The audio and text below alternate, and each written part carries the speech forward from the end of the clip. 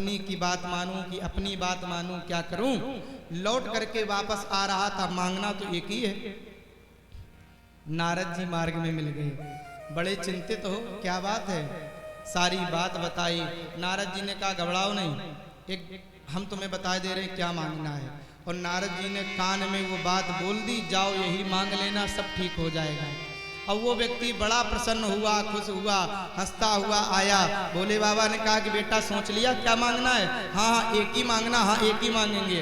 हाथ जोड़ करके बोला, बाबा अगर आप प्रसन्न हैं तो हमें केवल एक ही वरदान दे दो कि मेरी मैया अपने नाती को सोने के सिंहासन में बैठा देखे। जैसे ये बात बोली, भोले बाबा ने कहा कि रास्ते में तुम्हें नारद जी मिले थे।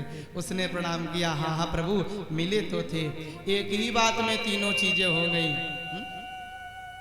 ऐसे नारद जी मार्ग में मिले। बेटा कहाँ जा रहे हो। जैसे ध्रुव ने देखा, बढ़िया सुंदर सा जूड़ा है, सुंदर सी मालाएं हैं, हाथ में बीड़ा है, मुस्कान है, सुंदर चंदन है, तिलक है, नारायण नारायण गा रहे हैं। प्रणाम किया कि आप नारद जी हैं। हाँ हाँ हम नारद हैं। ध्रुव जी बड़े प्रसन्न हुए। अभी मैं घर से निकला ही हूँ, कुछ ही दूर चला हूँ, भगवान के परम भक्त नारद जी मिल गए। अब तो मुझे और विश्वास हो गया है। बेटा तुम अभी बहुत छोटे हो, तुम्हारी अवस्था बहुत छोटी है, और छोटे बच्चों के लिए अपमान क्या सम्मान क्या। छोटे बच्चों को लोग डांट भी देते हैं और थोड़ी देर बाद कुछ खाने पीने को देते हैं तो बच्चा फिर प्रसन्न हो जाता है। तुम्हारी मैया ने कहा तुम इतने ज्यादा घबराओ नहीं, परेशान मत हो, अपने दिल में ना लो, हम चलते हैं तुम्हारे पिता को समझाएंगे, उनको डांटेंगे समझाएंगे और पिता की गोदी में तुम्हें बैठाएंगे, सिंहासन में भी तुम्हारा आधा अधिकार तुम्हें दिलाएंगे, वापस चलो। ध्रुव ने मन में सोचा, अभी मैं भगवान के लिए निकला ही हूं और ये हमें आधा सिंहासन देने की बात कहने लगे। वारे प्रभु तू कितना कृपालु है, अभी तो आप मिले ही नहीं हो, आपके नाम आपके मार्ग पे चला ही हूं, आप सब देने को तैयार हो गए। अब तो वापस नहीं जाऊंगा बिना भगवान के मिले। अच्छा भय दिखाया, पहले लोभ दिखाया फिर भय दिखाया। जंगल में बड़े बड़े पशु हैं, शेर हैं, सब तुम्हारा नाश्ता कर जाएंगे, तुम्हें भक्षण कर जाएंगे, जीवित नहीं बचोगे। कोई बात नहीं, जो सबकी रक्षा करने वाला वो परमात्मा हमारी भी रक्षा करेगा। सब तरीके से, लोभ से, काम से, भय से, जब सबसे न समझ लिया, नहीं माने ध्रुव जी, तो नारद जी ने कहा कि एक बात जानते हो, जब तक जीवन में जीव गुरु की सानिध्यता को ना प्राप्त करे, गुरु ना करे, तब तक वो संसार भवसागर से पार नहीं होता। भगवान की कृपा नहीं, भगवान का दर्शन नहीं मिलता। तुमने गुरु किया है। ध्रुव जी ने कहा कि अभी तो 5 वर्ष के हैं, अभी तो विद्यालय भी नहीं गए, गुरु कहाँ से कर लें। तो नारद जी ने कहा फिर। ध्रुव जी ने हाथ जोड़े, महाराज जी आप जैसा गुरु संसार में और कौन मिलेगा, अब आप ही कृपा करो। ऐसे जंगल में रात में और आप जैसे परम भगवान के भक्त मिल गए हैं, आप ही हमें कोई गुरु मंत्र दे दो, भगवान का स्वरूप बता दो, भगवान से मिलने का उपाय बता दो। गुरु क्या करते हैं, भगवान कहीं खो नहीं गए, जिनको हमें ढूंढ के लाना है, जिन्हें हमें खोजना है। हरि व्यापक सर्वत्र समाना, वो हरि, वो परमात्मा, वो भगवान हर जगह व्यापक है, हम सबके हृदय में है, इस पांडाल में है, इस माइक में है, हम सबके बीच में है। फिर मिलता कैसे है, जब कोई गुरु रूपी, संत रूपी, ब्राह्मण रूपी, गुरु रूपी ऐसा भाव आकर के उस भगवान को हमें जना देता है, बता देता है। तुलसीदास जी को हनुमान जी ने बहुत बार बताया, भगवान राम सामने आवे, दर्शन हो, लेकिन तुलसीदास जी जान ही ना पाए।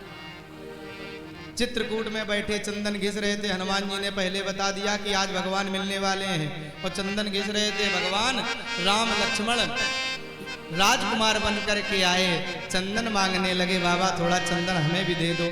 और तुलसीदास जी बैठे बैठे आंसू बहा रहे हैं, बेटा जाओ चंदन वंदन नहीं मिलेगा, हम तो अपने भगवान की याद में रो रहे, हमें मिल नहीं रहे। राम जी मनी मन सोचने लगे, अभी कम रो रहे हो, हम चले जाएंगे तो ज़्यादा रोगे, हमारे लिए बैठे हो, हम चंदन मांग रहे हो, हमें दे नहीं रहे हो।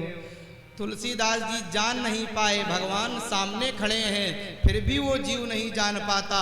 तब हनुमान जी गुरु के रूप में आकर के चित्रकूट के घाट पे भई संतन की भीड़, बोले तुलसीदास चंदन घिसे तिलक देत रघुवीर। तोते के रूप में आकर के महाराज जी ने जब गुरु बन करके भगवान को बता दिया, अरे जिनको देने से मना कर रहे हो यही तो भगवान है। और जैसे देखा तो तुलसीदास जी ने चरण पकड़ लिए, प्रभु कृपा कर। तो गुरु का जो कार्य है वो केवल इतना ही है, हमें भगवान को जना देते हैं। ये जीव भगवान से कहीं दूर नहीं है, उनसे मिलाने का, उन्हें बताने का, उन्हें जनाने का जो कार्य है वो एक सदगुरु का है। और कोई गुरु मिले ना मिले, जरूरी नहीं किसी व्यक्ति को ही गुरु बनावे है। गुरु और शिष्य की परंपरा बड़ी अद्भुत परंपरा है। माता पिता के बाद में अगर कोई नंबर आता है तो गुरु का नंबर आता है। भगवान से भी पद ऊंचा गुरु का बताया गया। कहते हैं गुरु करे छान के पानी पिए जान के। कुछ लोग कह देते हैं पानी पिए जान के, पानी पिए छान के, गुरु करें जान। जिसको जैसा समझ में आवे, पानी छानने से कुछ उसमें बदल नहीं जाएगा। तो पानी को जानना है और गुरु को छानना माने बहुत छानबीन करके, खोज करके, समझ के, केवल वैभव में ना फंस के कि गुरु जी का बड़ा भारी आश्रम है, गुरु जी के इतने 1 लाख चेला हैं तो हम भी चेला बन जाएं, और गुरु जी माइक से गुरु मंत्र दे दें, कभी गुरु जी का दर्शन न हुआ है। ऐसे नहीं, गुरु जी की हम सेवा कर सकें, गुरु जी का चरण वंदन कर सकें, कभी उन्हें घर में बुला सकें। कोई जो सच्चा संत हो, जिसकी आस्था, जिसकी लगन, जिसका मन, जिसकी श्रद्धा भगवान में जुड़ी हो, अपनी पूजा ना करावे, जो भगवान के में विषय में बतावे। तमाम गुरु अपनी पूजा कराते हैं, भगवान को भूले जाते हैं, है ना। तो ऐसे गुरु से भी सावधान रहना है। और अगर संसार में कोई गुरु ना मिले तो सबसे बड़े गुरु हमारे हनुमान जी महाराज, सबका कल्याण करने वाले हैं। हम लोग कहते हैं ना, जय जय जय हनुमान गोसाई, जय जय जय हनुमान गोसाई, जय जय जय हनुमान गोसाई, जय जय जय हनुमान गोसाई, जय जय जय हनुमान गोसाई, जय जय जय जय हनुमान गोसाई, कृपा करहु गुरु देव की नाई, कृपा करहु गुरु देव की नाई, कृपा करहु देव की नाई। तो अगर संसार में कोई ठीक ठाक गुरु ना समझ में आवे तो अपने हनुमान जी को गुरु बना ले। गुरु और चेला की परंपरा बड़ी विचित्र है, और जो गुरु हैं वो भी शिष्य बड़ी सोच समझ के बनावे, है ना। शिष्य भी एक से एक विचित्र मिल जाते हैं। एक व्यक्ति गया गुरु जी के पास, संत जी के पास, निवेदन किया, प्रणाम किया, गुरु जी अपना चेला बना लो। गुरु जी ने चेला बना लिया, कंठी दे दी, मंत्र बता दिया। गुरु जी अब कुछ बताओ, कुछ उपदेश सुनाओ, कुछ बताओ हमें भगवान के विषय में। तो गुरु जी ने कहा क्या बताएं बेटा, राम राम कहा करो, भगवान का नाम है, राम राम बोला करो। चेला बोला राम राम तो ये सब साधारण बात है, राम राम का क्या मतलब, कुछ ऊंचा बताओ, और कुछ ऊंचा। गुरु जी ने सोचा ऊंचा क्या बताएं, तो फिर रामचरितमानस पढ़ा करो, रामायण का पाठ किया करो। अरे रामचरितमानस रामायण तो सब पढ़ते रहते हैं, कोई खास बात नहीं, ऊंचा कुछ और ऊंचा बताओ। गुरु जी ने मन में सोचा कि बहुत ऊंचा चेला मिला है, जो बताते हैं सब ऊंचे कह रहा है। तो फिर गुरु जी ने कहा गीता, हाँ हाँ गीता तो कुछ ठीक है, गीता कुछ गुण विषय और वो ठीक रहेगा। तो गुरुजी ने कहा गीता अब हम कल सुनाएंगे, आज गीता का महत्व तुम्हें सुनाते हैं। तो गुरुजी ने गीता के महत्व का श्लोक पढ़ा। वेदोपनिषदो गावो दोग्धा गोपाल नंदना, ये सारे वेद शास्त्र गौ है, गाय के स्वरूप में है, और उन सबको दुहने वाले दुग्धा गोपाल नंदना भगवान कृष्ण कन्हैया हैं। वेद शास्त्रों को जो गौ के रूप में है, उनका संवर्धन करने वाले, पीने वाले, निकालने वाले भगवान कृष्ण हैं। 1 घंटे गुरुजी ने बड़ा सुंदर उपदेश दिया। गुरुजी भाव में बोलते रहे और बीच बीच में ये भी गुरुजी की बड़ी प्रशंसा कर दे, आ हा हा बड़ा सुंदर, वाह, आनंद आ गया। तो गुरुजी को लगे कि बड़े ध्यान से सुन रहा है, और गुरुजी बढ़िया सुंदर व्याख्यान देते रहे। 1 घंटा बीत गया। गुरुजी ने कहा सब समझ में आया? गुरुजी सब कुछ समझ में आया, आप समझाते कम, हम समझते ज़्यादा है। गुरुजी ने सोचा कि पहले हम ही नहीं समझ पाए, तुम इतने विद्वान हो, फिर भी अगर कुछ समझ में ना आया हो तो कुछ पूछ लो।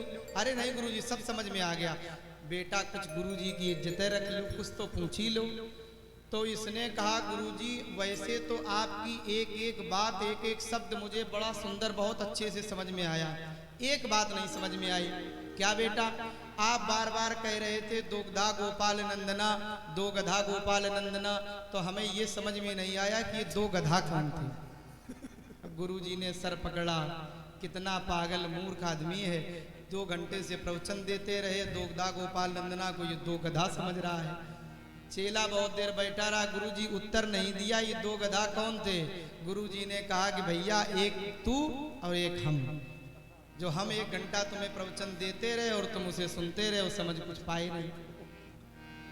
ऐसे गुरु शिष्य की परंपरा को बड़े हम भाव से, बड़े ध्यान से, नारद जी ने जब देखा समझा कि नहीं ये बालक अपने भाव में दृढ़ है, मजबूत है, ये भगवान से मिलने का अधिकारी है।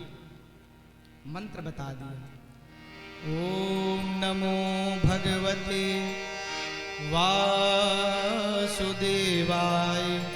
ओम नमो भगवते वासुदेवाय। द्वादशाक्षर मंत्र का उपदेश दिया, भगवान का स्वरूप बताया, भगवान दिखते कैसे हैं, कैसे तप करना है। ध्रुव अपने गुरु को प्रणाम करके, नारद जी को प्रणाम करके वृंदावन में मधुवन में जाकर के यमुना जी में स्नान किया, वृक्ष के नीचे ध्यान लगा करके बैठ गए और उसी महामंत्र का अखंड जप करने लगे। ओम नमो भगवते वासुदेवाय, ओम नमो भगवते वासुदेवाय।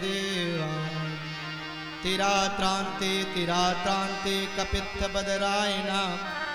पहले महीने में महाराज ध्रुव जी उठे, 3 दिन के बाद में कहते कपित्थ के जो फल थे, जो भी फलाहार की व्यवस्था थी, उनको खा लेते, फिर ध्यान में बैठ जाते।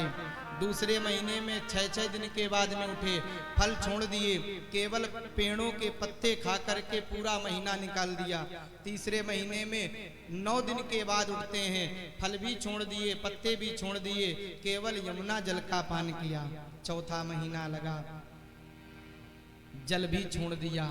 एक बार श्वास ले लेते हैं, 12 दिन तक बैठे रहते हैं। 5वां महीना जैसे लगा, महाराज जी हर महीने अपनी तपस्या, अपना तप और कठिनाई से बढ़ाते चले जा रहे हैं। और जैसे 5 महीने पूरे हुए, 6वां महीना लगा, वैसे ध्रुव जी महाराज ने एक बार जोर से श्वासों को खींचा, अपने प्राणों में स्थापित किया और इसके बाद में श्वास लेना भी बंद कर दिया। बड़ा भयंकर कठोर साधना महाराज जी ने प्रारंभ कर दी और भक्त की ऐसी तपस्या से, साधना से सारे चराचर जीव, सारे देवता, सारी प्रकृति भड़बड़ा गई, परेशान हो गई, व्याकुल हो गई, सबकी श्वासें रुक गई। सब देवता दौड़ करके भगवान के पास गए, प्रभु ये क्या हो रहा है, श्वास नहीं आ रही है। भगवान ने कहा चिंता मत करो, मेरा भक्त तपस्या कर रहा है, अभी जाता हूँ। भगवान चतुर्भुज रूप में वैकुंठ से आकर के भक्त ध्रुव के सामने प्रकट हो गए। बोलिए भक्त और भगवान की जय। काफी देर समय बीत गया, भगवान ध्रुव को देखें, लेकिन ध्रुव जी भगवान को ना आंखें खोल के देखें। क्यों? अपने हृदय में जो झांकी, जो स्वरूप भगवान का है ना, उसी में मग्न है।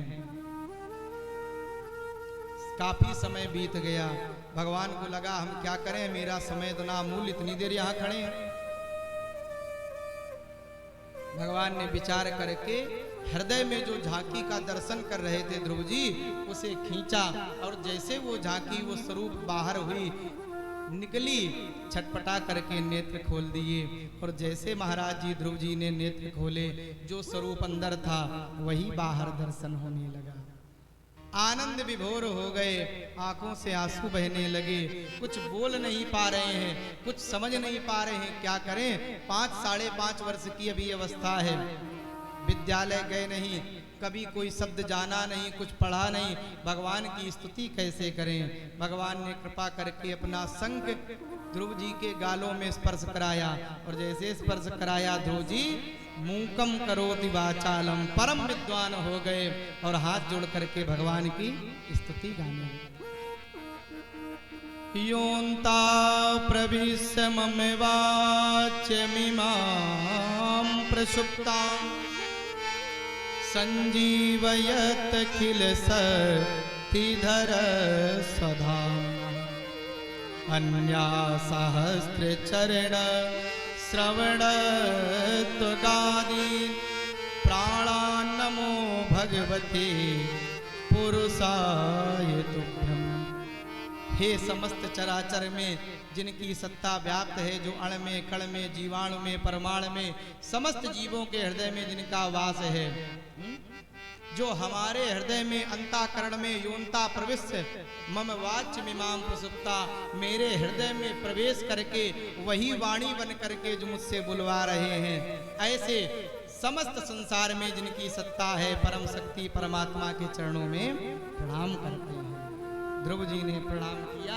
भगवान ने कहा वरदान मांगो। ध्रुव जी ने कहा प्रभु आपके चरणों के दर्शन करने के बाद कुछ मांगने को शेष बचता ही नहीं। नहीं नहीं नहीं, भक्ति मिलेगी, प्रेम मिलेगा, लेकिन जो कामना लेकर के आए थे, ध्रुव जी आए किस कामना थे? राजगद्दी पर पिता की गोदी में, जाओ मैं वरदान देता हूँ, पिता के बाद में तुम ही वहाँ के उत्तराधिकारी होगे, तुम ही राजा बनोगे, 36,000 वर्ष तक तुम राज्य करोगे। और ध्रुव जी आपने इतनी छोटी सी आयु में, इतनी बाल्यावस्था में, इतनी कठोर साधना करके मुझे प्राप्त किया है, इसलिए इस संसार में रहने के बाद में तुम्हारे लिए सबसे जो ऊपर, सबसे ऊंचा, उत्तम एक लोक का निर्माण होगा, ध्रुव लोक, उसमें आप रहोगे। भगवान ने कृपा करी, ध्रुव जी को वरदान दे करके विदा किया और भगवान अंतर ध्यान हो गए। ध्रुव जी वापस आए, पिता को पता चला, स्वागत करके ध्रुव जी को लाए और ध्रुव जी को राज सिंहासन पर स्थापित किया। बोलिए भक्त और भगवान की जय। ऐसे ही हम सब भी ध्रुव जी के भाव में भगवान से निवेदन करें कि प्रभु आप अपनी करुणा हमें भी दो। बांके बिहारी मुझको देना सहारा,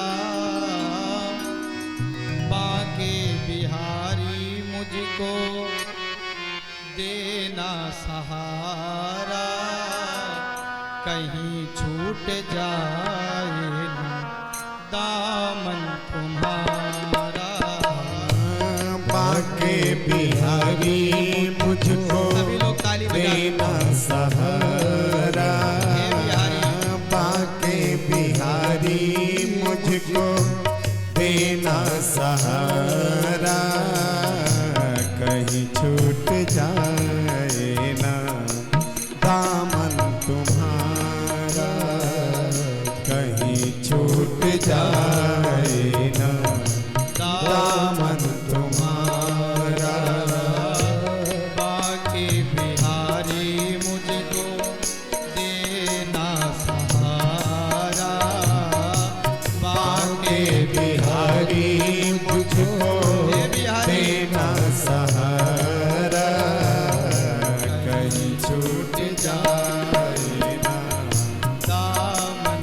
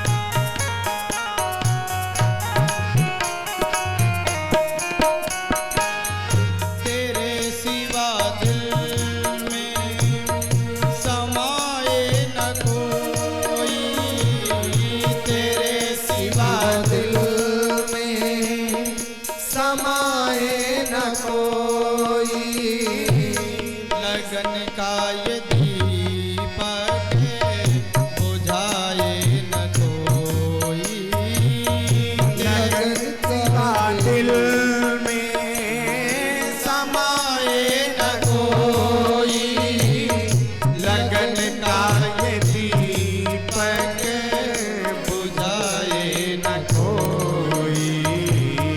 तेरा नाम मुझे को प्राणों से प्यारा, तेरा नाम मुझे को है प्राणों से प्यारा, कहीं छूट जाए दामन तुम्हारा। बाके बिहारी मुझको देना सहारा, हे ठाकुर। कहीं छूट जाए ना दामन तुम्हारा।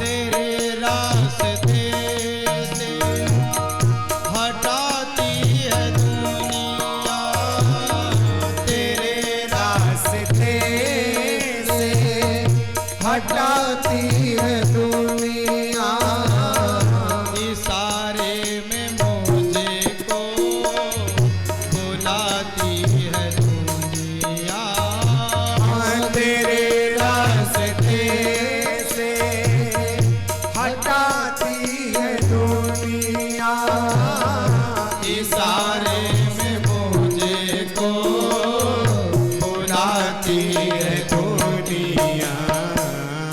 देखूं न हरगिज मैं दुनिया का इशारा, देखूं न हरगिज मैं दुनिया का इशारा, कहीं छूट जाए दामन तुम्हारा। बाके बिहारी मुझको देना सहारा, कहीं छूट जाएगा दामन तुम्हारा, कहीं छूट जाएगा दामन तुम्हारा।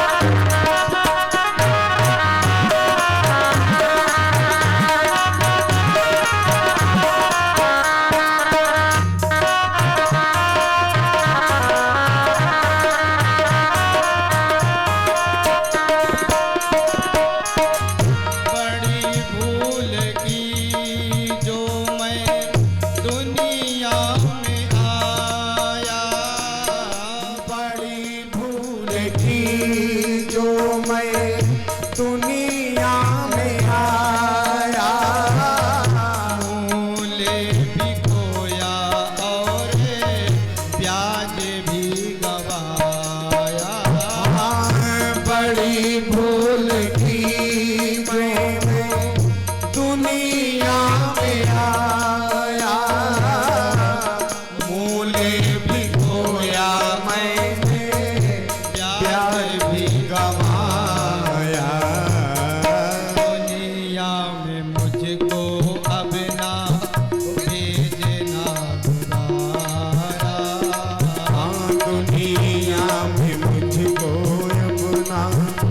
भेजना दोबारा, कहीं छूट जाएगा दामन तुम्हारा। बांके बिहारी मुझको देना सहारा, कहीं छूट जाएगा दामन तुम्हारा, कहीं छूट जाएगा दामन तुम्हारा।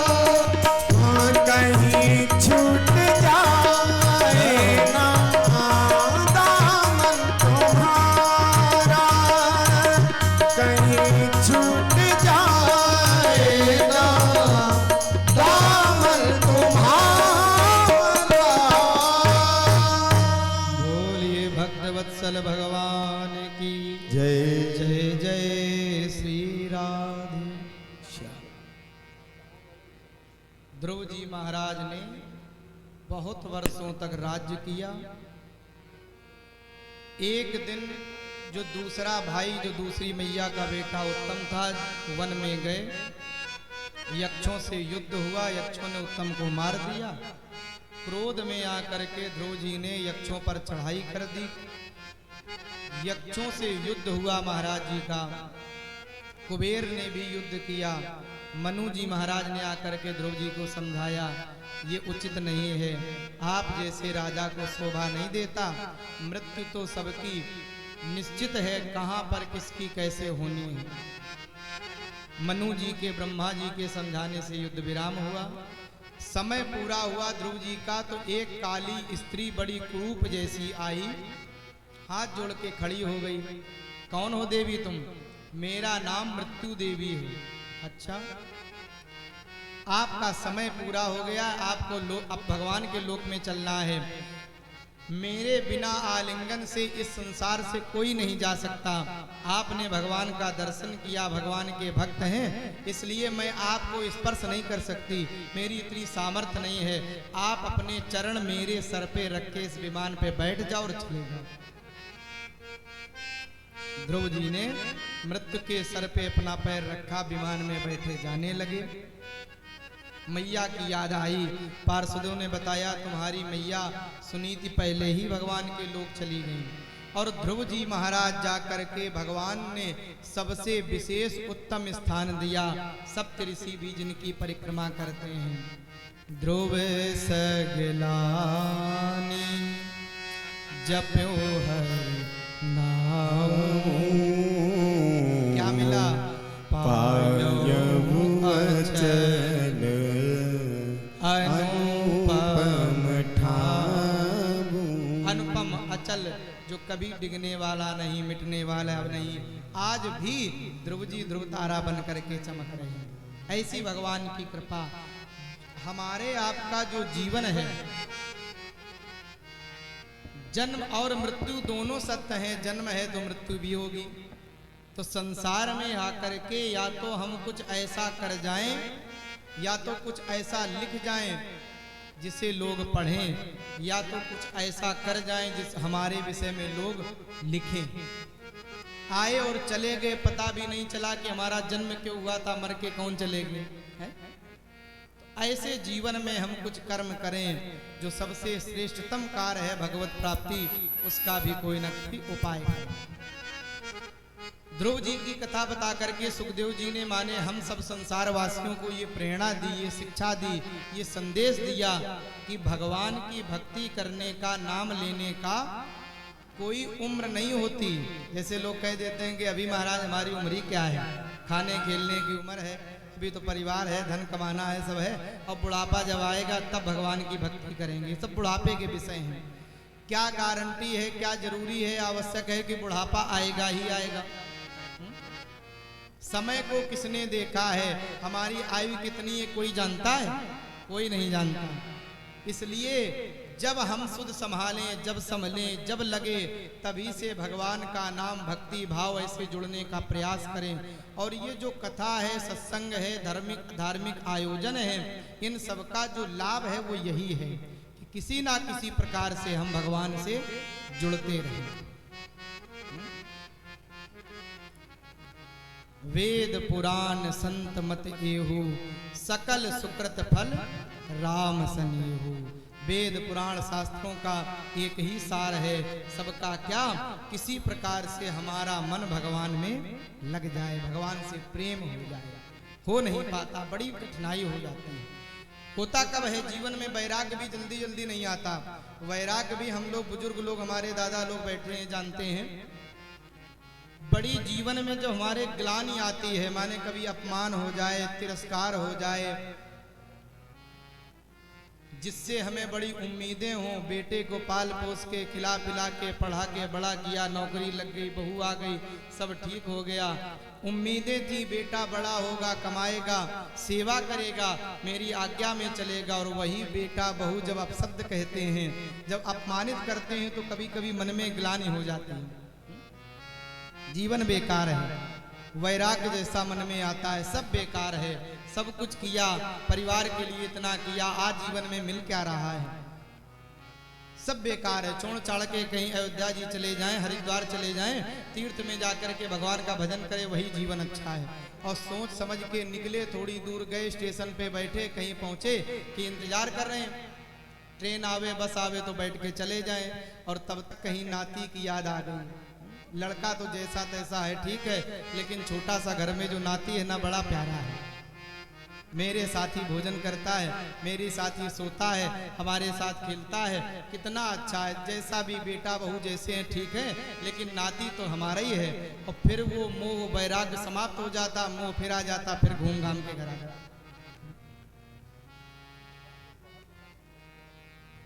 जब कोई मर जाता है, अंतिम समय आता, भैरव घाट लोग जाते हैं, और जब उसे जलते हुए देखते हैं तो उस समय मन में वैराग आता है।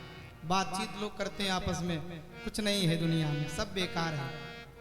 कितनी मेहनत करके सब कुछ बनाया, कमाया, सब बनाया, और शाम तक ठीक था, अचानक देखो ऐसा हो गया, क्या लेके गया, सब बेकार है। इसलिए सब कुछ छोड़ो, भगवान का भजन करो, नाम लो, वही सार्थक है। और वहाँ जितनी देर चिता जल रही है, जितनी देर बैठे उतनी देर ये सब ज्ञान वैराग्य की बातें हैं। और थोड़ी देर बाद जहाँ वहाँ भैरव घाट घूम घाम के घर आए, वैसे सब वैराग उतर गया। फिर गांव के घर की झंझटों में, बातचीत में, व्यवहार में, काम में फिर फंस गए, फिर भूल गए।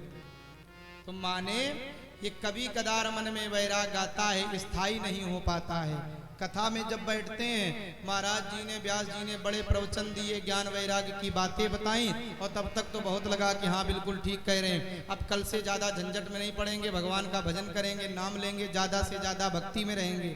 और जितनी देर पांडाल में बैठे उतनी देर तो ज्ञान चढ़ा रहेगा। और जैसे पांडाल से घर गए, भोजन वोजन किया, सोए, दूसरे दिन से फिर सब भूल गए हैं। ध्रुव जी छोटी सी अवस्था में, 5 साढ़े 5 वर्ष की अवस्था में, हम जवानी का, बुढ़ापे का इंतजार ना करें, जब समय मिले तभी भगवान का भजन करें, जो कल्याणकारी है। ये हमें शिक्षा देती है कथाएं।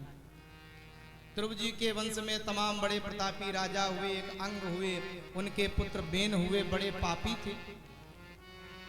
ऋषियों ने समझाया ये पाप कर्म आपको शोभा नहीं देता, तो राजा ने, बेन ने ऋषियों को, महात्माओं को बड़ा उल्टा सीधा बोल दिया। ऋषियों ने श्राप दे दिया, मृत्यु हो गई। अब बिना राजा के प्रजा अधूरी हो गई, चोर डाकू बढ़ने लगे। तो शरीर रखा था तेल में, उसका मंथन किया गया। पहले दाहिने जंघा का मंथन किया, तो उसमें से एक काला काला बौना सा छोटा सा पुरुष बालक पैदा हो गया। तो ऋषियों ने निषाद, निषाद माने दूर हटो, ऐसे कह के संबोधित किया, तो निषादों की उत्पत्ति हो गई। दोबारा महाराज ऋषियों ने दाहिनी भुजा का मंथन किया, तो अब की बार स्वयं भगवान नारायण और मैया लक्ष्मी पृथु भगवान बन करके और अर्ची देवी बन करके प्रकट हो गए। बोलिए पृथु भगवान की जय। ऋषियों ने देखा, प्रणाम किया, प्रार्थना स्तुति करी। पृथु भगवान ने कहा कि अभी तो मैंने कुछ किया ही नहीं, और जब तक हम कोई कार्य करें ना तो स्तुति, ये प्रशंसा किस बात की है, झूठी प्रशंसा क्यों कर रहे हो भाई। ऋषियों ने कहा प्रभु आप सब कुछ करने वाले हो। पृथु भगवान ने देखा जो कमियां थी, धरती उल्टी सीधी थी, उनको समतल किया। पृथ्वी मैया ने जो औषधियों को, जो वृक्षों को तमाम चीजों को अपने गर्भ में छुपा लिया था। पृथ्वी गौ बनी, ऋषि किसान तमाम लोग कुछ ना कुछ बन करके गौ माता के गर्भ से उन सब सामग्री को निकाला। पृथु भगवान ने बहुत वर्षों तक राज्य किया, 100 अश्वमेध यज्ञ करके और भगवान का यजन करके पुनः अपने धाम को पधार गए। इन्हीं के वंश में एक प्रजेता हुए प्राचीन बरही, उनके पुत्र, जिन्होंने तमाम यज्ञ करके इतनी यज्ञ करी कि उत्तर दिशा की ओर पूरी कुशा से वो पूरी जमीन ये धरती पट गई। नारद जी ने आकर के पुरंजन उपाख्यान सुना करके प्रचेता को, प्राचीन बरही को संतुष्ट किया कि कर्म कांड की विधि तो है तो, लेकिन बड़ी कठिन है, बड़ी सावधानी की है। एक भी गलती अगर हमने कर दी तो उसका दुरुपयोग भी हो सकता, गलत परिणाम भी हो सकता है। इसलिए बड़ी सावधानी से पुरंजन उपाख्यान सुना करके उन्हें संतुष्ट किया और सबको प्रसन्न करके सुखदेव महाराज ने इनकी वंशावली बताई।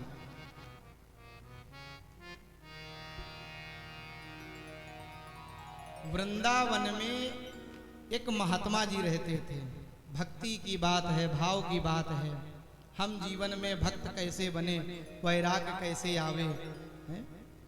एक महात्मा जी घूमा करते थे, उनको देख करके सब लोग ये नहीं कहते थे कि संत जी आ गए, गुरु जी आ गए। सब कहते थे कि देखो जज साहब आ गए, जज साहब आ गए। तो किसी ने पूछा कि भाई इनको जज साहब क्यों कहते हैं? तो महात्मा जी हैं, संत जी हैं। उनके जो जानने वाले थे संत जी को, उन्होंने बताया कि ये जो महात्मा जी है ना, महात्मा बाद में बने हैं, संत बाद में बने हैं, वैराग्य तो बाद में हुआ, पहले ये जज थे। सत्य घटना है, दक्षिण भारत में किसी छोटे से कस्बे में वहां की जो अदालत थी, वहां के ये महात्मा जी जज हुआ करते थे, जज की पोस्ट पर बैठते थे। और उसी कस्बे में एक रघुनाथपुर नाम का सुंदर सा गांव था, जैसे हम लोग जहाँ के हैं, है ना, इसीलिए सुनाई देते हैं। वहां पर एक बहुत भोला भाला, बड़ा सीधा साधा एक केवट व्यक्ति रहता था और हर पल अपने रघुनाथ जी के, अपने प्रभु के, अपने राम जी के भाव में डूबा रहता था। कोई कुछ भी पूछे, कभी कोई बात कोई पूछ दे, भैया केवट भैया, उसका नाम सबने भोला रख दिया, बड़े भोले भाले सीधे थे। बोला भैया वो ऐसी बात कैसी थी आपने जब सुनी थी? भैया हम तो कुछ नहीं जानते, सब रघुनाथ जी जाने, हमें कुछ नहीं मालूम। इतने सीधे। केवट के 2 बेटे थे, एक बेटी थी। बेटी जब सयानी हुई, विवाह के योग्य हुई, चिंता हुई कि अब बेटी का विवाह करें। बेटों ने समझाया, पिताजी जो अपने गांव के नगर के जो सेठ जी हैं उनसे कुछ धन उधार ले लिया जाए, बहन का विवाह कर लें, हम लोग शहर जाएंगे, कमाएंगे और धन ला करके ब्याज सहित उन्हें चुकता कर देंगे, वापस कर देंगे। ठीक है। केवट सेठ जी के पास गए, धन लिया, ब्याज की दर तय हो गई कि इतने % ब्याज पर इतना पैसा हम आपको दे रहे हैं। लाए, बेटी का विवाह किया, सब कुछ ठीक हुआ। बेटे शहर कमाने गए, धन कमा करके वापस लाए, पिताजी को दिया, पिताजी ये धन मूल ब्याज सहित वापस कराओ। केवट भैया पैसा लेकर के सेठ जी के पास गए और जाकर के पैसा दिया, सेठ जी आपका जो धन हमने लिया था ना, जितना भी ब्याज हुआ वो सब आप ले लो। सब जोड़ जाड़ करके सेठ जी ने बताया, एक लिस्ट बना करके तैयार की, इतने दिन का इतना ब्याज, इतना पैसा, ठीक है ये लो। पूरा पैसा चुकता कर दिया। सेठ जी ने जो पर्ची, जो रसीद बनाई, सब लिख करके दिया। लो भैया केवट। बोला भैया पढ़ लो, देखो सब ठीक लिखा है। केवट का जो भाव था, जो भोला का, जो हमेशा बोलता था, भगवान के भाव में रहता था, भैया सेठ जी हम क्या जाने, जो है सब ठीक है, रघुनाथ जी जाने, हम कुछ नहीं जानते, सब रघुनाथ जी जाने, राघव जी जाने। सेठ के मन में पाप आ गया, उसको लगा कि ये बिना पढ़ा लिखा आदमी कुछ जानता नहीं है, दोबारा इससे धन लिया जा सकता है। तो वो पर्ची, अच्छा ऐसा करो जरा बाहर से वो 1 गिलास पानी तो लाना। केवट वो भोला पानी लेने चला गया, जो रसीद पर्ची लिखी थी वो कहीं रजिस्टर में छुपा के रख दी, दूसरे कागज में ऐसे कुछ लिख करके झूठ मूठ का दे दिया, ये ले। केवट वापस आया, बेटी का विवाह हो चुका, अपने घर चली गई, बेटे कमाने चले गए, अब जीवन से सारा बोझ उतर गया, अब कोई चिंता नहीं। तो गांव के बाहर एक भगवान का रघुनाथ जी का मंदिर बना था, अब घर भी छोड़ दिया, अब इस घर का मैं क्या करूं, भगवान की शरण में रहूंगा। और वही मंदिर में जाके रहने लगा। जो पर्ची लाया था रघुनाथ जी के चरणों में रख दी, प्रभु अब आप ही जाने, सब आपकी कृपा है, सब कुछ ठीक है। ऐसे केवट रह करके भगवान की भक्ति करता रहा। सेठ के मन में लोभ बढ़ गया, पाप बढ़ गया। पैसा लेने के बावजूद भी सेठ ने मुकदमा कर दिया, फला व्यक्ति ने, केवट ने हमसे पैसे लिए थे, ब्याज भी नहीं दिया, मूल पैसा भी नहीं दिया। वही अदालत जो महात्मा जी उसी समय उसी अदालत में जज की पोस्ट पर बैठे थे, अदालत लगी, केवट भैया आए, सेठ जी आए। जज साहब ने पूछा क्यों भैया केवट, बोला तुम्हारा नाम है? जी हुजूर हमारा ही नाम है। आपने सेठ जी से पैसा लिया था इतना इतना? जी हुजूर लिया था। वापस नहीं किया? सरकार मैंने पूरा पैसा वापस कर दिया, एक एक पाई पाई वापस कर दी। इन्होंने तो मुकदमा किया है, हमें कुछ नहीं पता। तुम्हारे पास कोई प्रमाण है? जब तुमने पैसा इनको वापस दिया उस समय तुम्हारे और सेठ जी के अलावा कोई और था? कोई प्रमाण है? तो केवट का जो भाव हमेशा रहता था, जो सदैव बात कहता रहता था, वही बात केवट ने कह दी, हुजूर मैं सत्य कहता हूँ, जब हमने धन सेठ जी को वापस किया उस समय हमारे और सेठ जी के बिना रघुनाथ, सिवा रघुनाथ के और कोई नहीं था। वो हमेशा हमारे साथ रहते हैं, सिवा रघुनाथ के और हमारे सेठ जी के अलावा कोई नहीं था। रोने लगा केवट। जज साहब को दया आ गई, अच्छा तुम रोना, परेशान ना हो, कोई बात नहीं, जाओ अगली तारीख, दूसरी तारीख दे दी। जज साहब को लगा कि रघुनाथ जी नाम का कोई व्यक्ति होगा जो सामने होगा। जज साहब ने केवट की दयनीय स्थिति को देख करके समझ लिया कि गरीब व्यक्ति है, बड़ा परेशान है, कोई बात नहीं, अपने खर्चे से सम्मन जारी कर दिया रघुनाथ जी के नाम से कि रघुनाथ जी जब आवे, जो इनके गवाह है वो आवे, वो बतावे तो मुकदमा फाइनल हो जाए, पूरी कार्रवाई पूरी हो जाए। चपरासी हाथ में सम्मन लेकर के पूरे गांव में घूमा, भैया रघुनाथ जी कौन है, रघुनाथ जी कौन है। पूरे गांव में पता किया, रघुनाथ जी नाम का कोई व्यक्ति नहीं मिला, कोई था ही नहीं। बड़ा परेशान हो गया। किसी ने बताया कि गांव के बाहर रघुनाथ जी का मंदिर जरूर है, वही बता दो।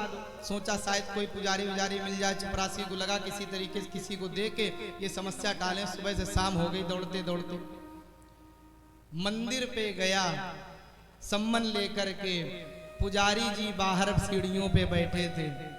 चपरासी ने सम्मन दिखाया, पूछा रघुनाथ जी? चपरासी का कहने का भाव था कि ये रघुनाथ जी का मंदिर है। पुजारी ने, चपरासी का भाव था कि ये रघुनाथ जी यहाँ रहते हैं, ये आप ही रघुनाथ जी हो। पुजारी को लगा शायद मंदिर पूछ रहे हैं, तो सर हिला दिया, हाँ हाँ यही रघुनाथ जी, ये सम्मन उनके नाम का है। और जैसे पुजारी ने पढ़ा कि रघुनाथ जी नाम का सम्मन हाजिर हो गवाह, पुजारी जी हंसने लगे, वारे प्रभु, तमाम भक्त संसार में आपके हमने देखे, कोई भोग भेजता है, कोई फल मिष्ठान भेजता है, कोई पोशाक भेजता है, कोई और सामग्री सोना चांदी मुकुट भेजता है, ऐसा भी कोई भक्त है जिसने आपको सम्मन भेज दिया? अब आपने मंगा ही लिया है तो भला हम वापस करने वाले कौन हैं?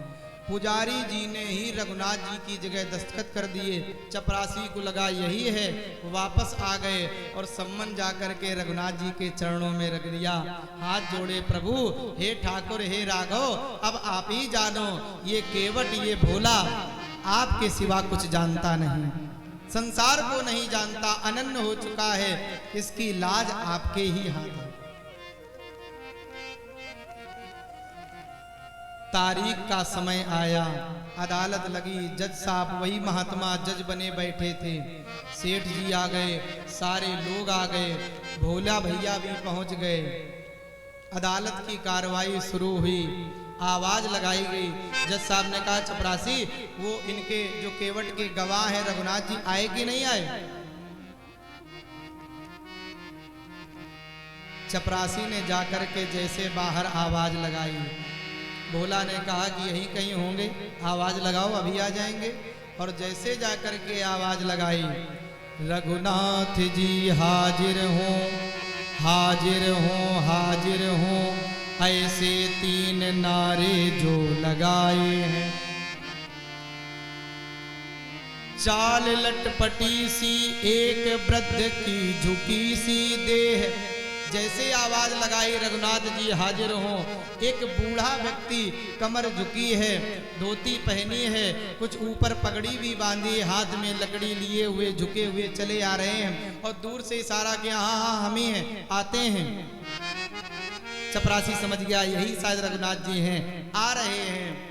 चाल लटपटी सी एक वृद्ध की झुकी सी देह, दुपट्टी फटी सी शीस बांधे धर धाए, हाथ माह छड़ी पड़ी तुलसी की ही ये माल, माथे पर रोली चारों चंदन लगाए हैं। आ गए महाराज जी।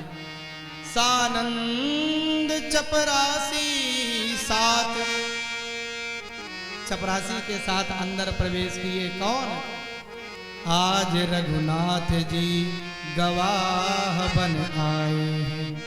आज वही भगवान, वही ठाकुर रघुनाथ जी गवाह बन करके अदालत में आए। जैसे सबने देखा, जज साहब ने देखा तो कुछ विशेष लगा, कुछ अद्भुत लगा। आप ही रघुनाथ जी? हाँ, आइए कटघरे में आकर के खड़े हुए। आप ये बताइए, जब इस भोला ने, केवट ने सेठ जी को पैसा वापस दिया, आप थे वहां पर? रघुनाथ जी ने कहा हाँ हाँ हम वही थे। अब सेठ जी की सांसें ऊपर नीचे होने लगी, ये कहां से आ गया, ये तो था नहीं। प्रमाण क्या है इन्होंने पैसे वापस दिए? रघुनाथ जी ने कहा, गवाह ने कहा, हुजूर जब केवट ने पैसे वापस दिए, सेठ को पूरे पैसे मिल गए, इन्होंने रसीद भी लिख करके दे दी, लेकिन केवट भोला है, बिना पढ़ा लिखा है, समझ नहीं पाया, इनके मन में पाप आ गया, इन्होंने वो रसीद छुपा दी है, अभी भी वहीं सुरक्षित है। आप जाइए इनके कार्यालय में, ऊपर वाले खाने में 32 नंबर जो रजिस्टर रखा है उसी में वो पर्ची रसीद रखी है, चाहो तो अभी मंगा लो। सेठ जी यहीं रहे, सिपाही जाएं अभी लेकर के। और जैसे ये बात कही तो सेठ घबराने लगा। सिपाही गए और वही खाने से, वही अलमारी से वही रजिस्टर निकाला, रसीद मिली और रसीद ला करके जैसे ही जज साहब को दी, उन्होंने देखा दिन तारीख पैसा सब लिखा, सारी बात बिल्कुल साफ हो गई। सेठ जी को सजा हुई, भोला को बाइज्जत बरी किया गया और देखते ही देखते कुछ ही क्षणों में जो गवाह महाराज थे कहीं अदृश्य हो गए। जज साहब ने अपने कमरे में केवट को बुलाया, भोले को बुलाया, भैया ये बताओ जो आपके गवाह हैं, जो रघुनाथ जी गवाही देने आए थे, कहाँ रहते हैं? केवट ने कहा, सरकार जहां हम रहते हैं वहीं ये भी रहते हैं। तो तुम कहाँ रहते हो? हुजूर जहां ये रहते हैं वहीं हम भी रहते हैं। मतलब तुम रहते कहाँ हो, तुम्हारा घर कहाँ है? वो गांव के बाहर जो मंदिर है ना। अच्छा, इन्होंने मंदिर बनवाया है? नहीं नहीं, मंदिर बनवाया नहीं। तो फिर ये मंदिर के पुजारी हैं? नहीं नहीं, पुजारी भी नहीं है। केवट सोचे कि इन्हें हम कैसे समझाएं, पढ़े लिखे लोगों को समझाना बड़ा मुश्किल काम है। ये और कोई नहीं है, न पुजारी है, न मंदिर के मालिक है, न और कोई है। आप समझ नहीं पाए, नहीं समझ पाए। जो रघुनाथ जी मंदिर के अंदर बैठे हैं, ये वही तो रघुनाथ जी गवाह बन करके आए। जैसे ये बात जज साहब को पता चली, रोने लगे, बड़े व्याकुल हो उठे, रोते रोते अपने आवास पर पहुंचे। लोगों ने कहा कि क्या बात है जज साहब, इतना रो क्यों रहे हो? जज साहब ने अपनी बात बताई। शेष महेश गणेश सुरेश जाहि निरंतर ध्यान। शेष, महेश, गणेश, दिनेश, बड़े बड़े देवता जिनकी स्तुति वंदना करते रहते हैं, वही भगवान, वही ब्रह्म, वही परमात्मा, वही ठाकुर हमारे सामने आज खड़ा था। अच्छा, शेष महेश गणेश दिनेशहु सुरेशहु जाहि निरंतर ध्यान। सोई आज विनीत अदालत में केवटा के गवाह कहाते रहे। आज वही परमात्मा, वही ब्रह्म, वही भगवान हमारे सामने कटघरे में खड़े हो करके गवाह बन करके मेरे सामने खड़ा रहा। मैं जान नहीं पाया। लोगों ने कहा तो इसमें रोने की क्या बात है, दुखी होने की क्या बात है, ये तो बड़ी भगवान की कृपा रही, कम से कम उन्होंने दर्शन दिया। जज साहब ने कहा नहीं, दुख तो एक ही बात का है, सुख दुख हूँ दर से दियो को भयो, दुख नाहिन जो तज जाते रहे। फिर क्या दुख है? दुख ये है कुर्सी पे बना जज बैठा रहा, जगदीश खड़े समझाते रहे। हम कुर्सी पे जज बने बैठे रहे, वो जगदीश, वो भगवान सामने खड़े हमें समझाते रहे, हम जान नहीं पाए। वैराग्य हो गया, कुर्सी से पद से इस्तीफा दे दिया और महाराज संत बन के, वैरागी बन के, बाबा बन करके वृंदावन आकर के घूमने लगे, भगवान के भाव में, मस्ती में बेहुबल होने लगे। ऐसे भक्त संसार में आज भी हुए हैं, जिनकी कथाएं सुन के, जिनसे प्रेरणा लेकर के हम अपना जीवन अच्छा कर सकते हैं। बोलिए भक्त और भगवान की। जहाँ ले चलोगे वहीं मैं चलूँगा, जहाँ ले चलोगे वहीं मैं चलूँगा, जहाँ ले चलोगे वहीं मैं चलूँगा, जहाँ नाथ रखे लोगे, जहाँ नाथ रखे लोगे वहीं मैं रहूँगा, जहाँ ले चलोगे वहीं मैं चलूँगा,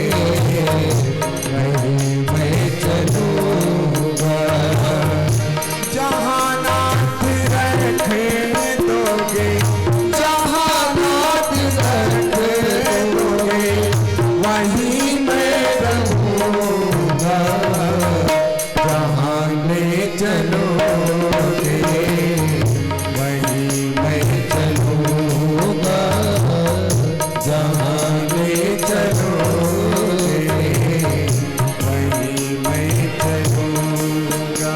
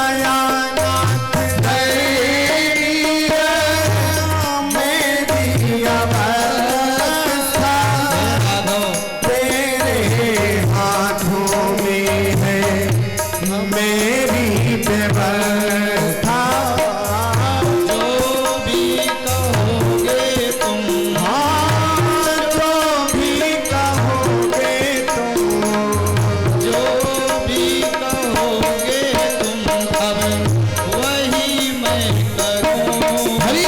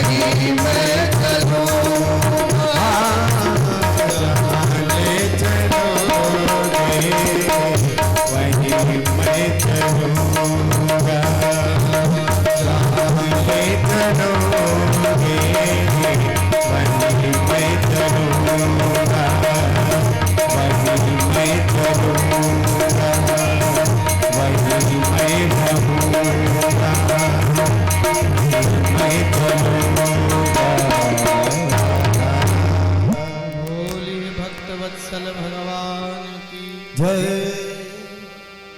प्रिय व्रतो तान पादो आत्मा रामा कथम मुने गृहे रमते अन्मूला कर्म बंधा पराभ। परीक्षित जी महाराज ने पूछा, महाराज जी दो भाई थे, उत्तानपाद की वंशावली तो बताई, दूसरे भाई का क्या हुआ? सुखदेव जी ने बताया, मनु महाराज के दूसरे पुत्र प्रियव्रत जी महाभागवत माने बड़े विद्वान, भगवान के भक्त, बहुत अच्छे। इन्होंने देखा कि संसार में सुबह सूर्य उदय होता है, शाम को अस्त हो जाता है। सूर्य की गति है, सुबह आएगा शाम को अस्त होगा। रात में लोग सो जाते हैं, तो महाराज प्रियव्रत जी ने क्या किया, एक बड़े भारी तेजोमय रथ में बैठ करके दिव्य रथ से इस संसार की 7 परिक्रमाएं कर ली। रात ही नहीं होने दी।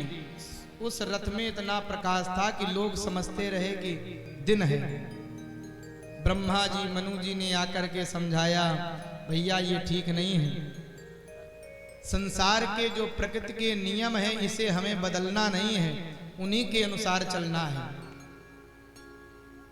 दिन में लोग काम करेंगे, परिश्रम करेंगे, थक जाएंगे, रात में जब तक विश्राम नहीं करेंगे तो अगले दिन फिर कैसे सही हो पाएंगे, कैसे काम कर पाएंगे। इसलिए दिन भी होता है, रात भी होती है। हम लोग जो प्रकृति से खिलवाड़ करने लगे हैं, हरे भरे वृक्षों को काट देते हैं, कहीं बालू मिट्टी ऐसे पृथ्वी को जो खोदते हैं, प्रकृति के साथ में जब खिलवाड़ संसार करता है, जब लोग ऐसी प्रकृति की अवहेलना करते हैं, उनके साथ नुकसान करते हैं, तो प्रकृति भी कभी कभी रुष्ट होकर के ऐसी व्यवस्थाएं बिगड़ जाती हैं। कभी भूकंप आता है, कभी नदियां फट जाती हैं, कभी सुनामी आ जाता है ना। जो प्रकृति की व्यवस्था है, हमें उसी में व्यवस्थित रहना है, उन्हीं के अनुसार चलना है। अगर हम एक पेड़ लगा ना सकें तो एक पेड़ काटने का भी कोई अधिकार नहीं है। लेकिन महाराज प्रियव्रत जी ने जब 7 परिक्रमाएं करी, तो इस सारे संसार के दुनिया में उनके रथ के पहिए से धरती के 7 खंड हो गए, और एक एक खंड से एक एक सागर समन्वित हो गया। और उन 7 खंडों के महाराज जी ने फिर से 9-9 विभाग, 9-9 खंड कर दिए। हम सब जिसमें रहते हैं, जिस भारत देश में रहते हैं, इसे अजनाब खंड कहते हैं। 7 द्वीप बने, जम्बू द्वीप, लक्षद्वीप, क्रौंच द्वीप, सालमली द्वीप, ऐसे 7 द्वीप, और एक एक द्वीप में 9-9 खंड करके, उसमें जो जम्बू द्वीप में हम लोगों का, जिसमें भारत में रहते हैं, वो अजनाब खंड, उसे पहले कहते थे अजनाब खंड। भारत नाम पड़ा कब? भरत जी के नाम से। भगवान राम जी के भाई भरत जी, अभी जिनकी कथा आने वाली है वो भरत जी, और एक दुष्यंत शकुंतला के जो पुत्र हुए भरत जी। ये तीनों ऐसे प्रतापी हुए, एक प्रेम में, एक भक्ति में, एक ज्ञान में, तीनों के नामों से ही इस अजनाब खंड का नाम भारतवर्ष पड़ा। जो विशेषताएं, जो प्रशंसा हमारे देश की है वो शायद किसी में नहीं है। और अजनाब खंड पहले जो भी ये पाकिस्तान, बांग्लादेश और जितने भी अगल बगल नेपाल, ये सब पहले हमारे भारत के ही हिस्से थे, उसी में थे। धीरे धीरे करके नेताओं ने समय पर जैसे जैसे जो समझा उसके भी भाग होते चले गए। किसी ने अपना देश बना लिया, कहीं किसी को दूसरा हिस्सा दे दिया। लेकिन हम सब भारत में रह करके इतने भाग्यवान हैं, और भारत में भी रह करके हम लोग तो अधिक सौभाग्यशाली हैं। गंगा यमुना के मध्य में, सरयू के पास में, अवध क्षेत्र में, जहां पर उस संसार का जगत पिता, उस दुनिया का मालिक, वो भगवान जिस स्थान पर आया, आज हम सबसे ज्यादा गौरवशाली संसार में कौन होगा? भगवान के जितने भी अवतार हुए हैं ना, ज्यादा से ज्यादा अधिकतर अवतार भगवान के भारत में हुए, और उनमें भी अधिकाधिक अवतार भगवान के उत्तर प्रदेश में हुए। चाहे वो राम जी का हो, चाहे भगवान कृष्ण का हो, परशुराम जी का हो, जितने भी अवतार हैं। तो भारत की जितनी भी प्रशंसा की जाए वो कम है। देवता भी स्वर्ग से जब भारत भूमि को देखते हैं, हम सब जीवों को, संसार वासियों को देखते हैं, तो उनके मन में द्वेष आता है कि हम मनुष्य बन करके उस भारत भूमि में क्यों नहीं गए, देवता बने यहाँ पर क्यों टिके हैं? क्यों? क्योंकि यहाँ की जो विशेषताएं हैं, हम लोग कितने सौभाग्यशाली हैं। जिस स्थान में भगवान राम ने जन्म लिया, बड़े हुए, खेले, सारे कार्य किए, वन में भटके, सारे कार्यों को किया, धर्म की स्थापना करी, और उसी स्थान में जो भगवान का मंदिर है, जो उनका स्थान है, जिसके लिए हम सब लोगों ने, भक्तों ने, भारतवासियों ने, हर सनातन धर्मी ने कई वर्षों तक, लगभग 500 वर्षों तक जिन्होंने इंतजार किया, और हम सब की ये भक्ति की भावना ही तो है जो आज भगवान की कृपा से उन भगवान का मंदिर पुनः बनने जा रहा है। इससे ज्यादा और सौभाग्यशाली हम लोग क्या हो सकते हैं? अयोध्या जी का दर्शन, वृंदावन का दर्शन, हरिद्वार का दर्शन, सारे संसार के लोग, सारे विदेशों के लोग, कहीं आप देखते होंगे अयोध्या जी आते हैं, कभी वृंदावन आते हैं। हम लोग कितने अपने भाग्य की सराहना करें। हमारा सनातन धर्म ऐसा विशेष धर्म है जहां पर विश्व कल्याण की भावना की जाती है, विश्व को अपना परिवार माना जाता है। हम लोग जब जय बोलते हैं ना, धर्म की जय हो, अधर्म की शांति हो, विश्व का कल्याण हो। केवल ये नहीं कहते कि रघुनाथपुर का कल्याण हो, आजमगढ़ का कल्याण हो, या केवल भारत का नहीं, पूरे विश्व का कल्याण हो। ये केवल भावना अगर है तो हम सब भारतवासियों के अंदर है। ये भावना, ये प्रेम, ये वात्सल्यता, ये उदारता अगर कहीं है तो हम सबके बीच में मिलती है। तुम दुखी हो, हम सुखी हैं, ये विकृति है। हम भी सुखी हैं, आप भी सुखी हैं, ये प्रकृति है। लेकिन हम भले ही दुखी हैं, हमारे दुख, हम भले ही दुखी रहें, लेकिन आप सुखी हो जाओ, ये भारत की संस्कृति है। जो किसी का अहित नहीं चाहते, जो जल्दी किसी का बुरा नहीं सोचते, हम सबका कल्याण हो, देश का कल्याण हो, सबका भला हो, ऐसी भावना, ऐसे प्रियव्रत जी महाराज ने इन द्वीपों का, खंडों का, समुद्रों का निर्माण किया। भागवत में सारी चीजें हैं, भूगोल खगोल का वर्णन है। जितनी भी भूगोल खगोल की, इतिहास की जो चीजें पढ़ाई जाती हैं विद्यालय में, वो सबसे पहले भागवत जी में। सबसे बड़ा साइंस, सबसे बड़ा विज्ञान भागवत में है। आज किसी ने, आज हम लोग देखते हैं हवाई जहाज, हेलीकॉप्टर में बैठ करके लोग उड़ जाते हैं, 200, 250, 300, 400 लोग हवाई जहाज में बैठ करके यात्रा करते, दिल्ली पहुंच गए, अमेरिका पहुंच गए, जापान पहुंच गए। लेकिन आज के हजारों वर्ष पूर्व भागवत जी में कल हम लोगों ने सुनी थी कथा करदम महात्मा, जिन्होंने अपने संकल्प शक्ति से, साधना के तप बल से ऐसा विमान बनाया। ये विमान वैज्ञानिकों ने आज बनाया है, लेकिन सबसे बड़े वैज्ञानिक, सबसे बड़े रिसर्च कौन थे? हमारे ऋषि लोग। करदम महात्मा ने ऐसा विमान बनाया।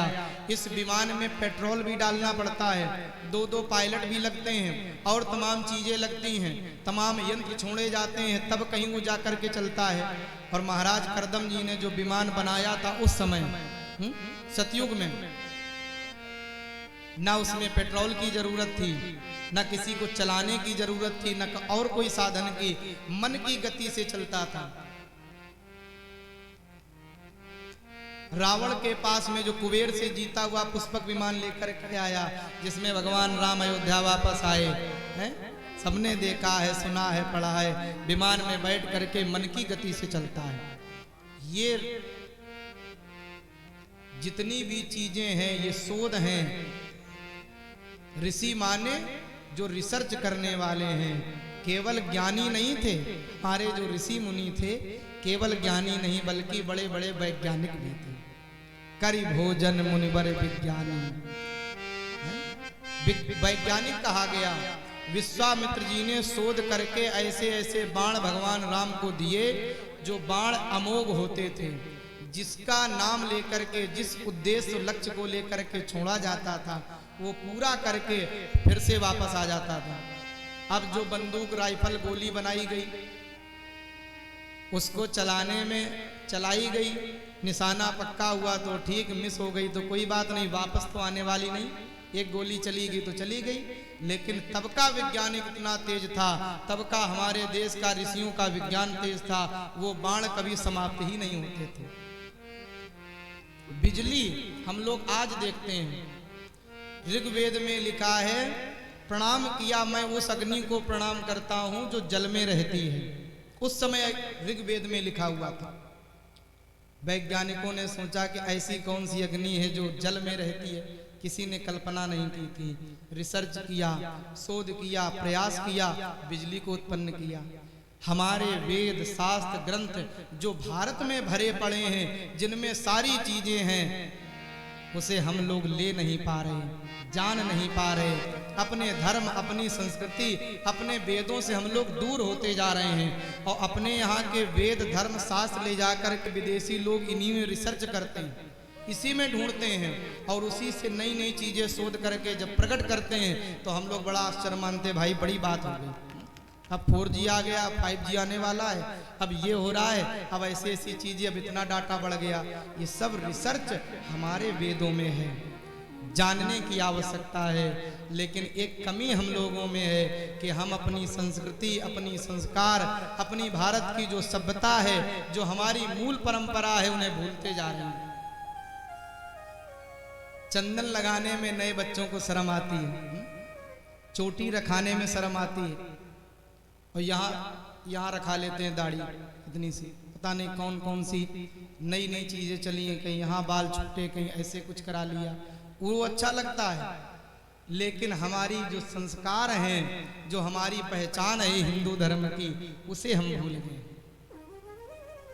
और जब तक हम अपने धर्म से, अपने ग्रंथ से, अपने शास्त्र से, अपनी संस्कृति से जुड़ेंगे नहीं, मानेंगे नहीं, जानेंगे नहीं, तब तक जो उसका प्रभाव है और जीवन की जो सार्थकता है वो हमें मिलने वाली नहीं। हम लोग इससे दूर होते रहे, कभी विदेशी लोग इनको लेते रहे।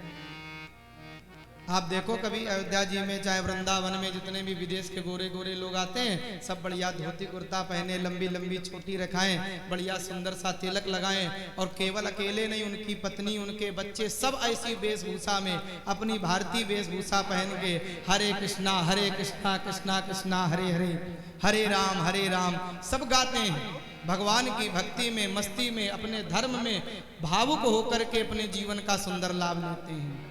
तो हम लोग अपने ऊपर गर्व करें कि भारत देश में रह करके, भारत जैसी सभ्यता, संस्कृति, सनातन धर्म को प्राप्त करके, जो धर्म सबसे मूल आधार है, जिस सनातन धर्म से ही सारे धर्मों का प्रादुर्भाव हुआ है ना।